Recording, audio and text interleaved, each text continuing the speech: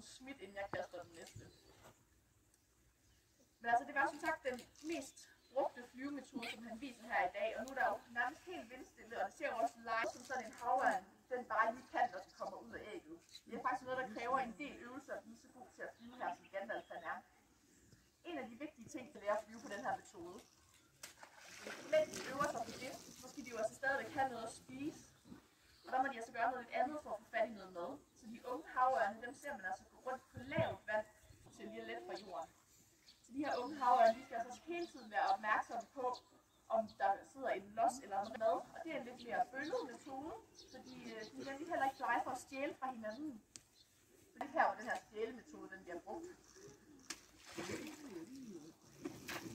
Ja. Stellers havørn, den kan godt overvintre sammen med bådefly, men også havørn, der sidder noget, der hedder nethinden. Og på nethinden, der sidder altså de her celler, som opfanger lys, som gør, at vi kan se noget. Og de her celler, de er sagt almindeligt et øjenlåg, som de har, som lukker alt lys ude, når man blinker. Men så har han altså også et gennemsigtigt sæt øjenlåg. Så kan han altså også overskue.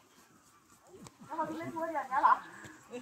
Så kan han altså også overskue og kigge på en sø, der har et areal på størrelse med 500 kvadratkilometer. Og når han kigger lige ud, så kan han se faktisk næsten hele vejen rundt om sig selv. Nemlig 340 grader er han fleste mennesker siden da.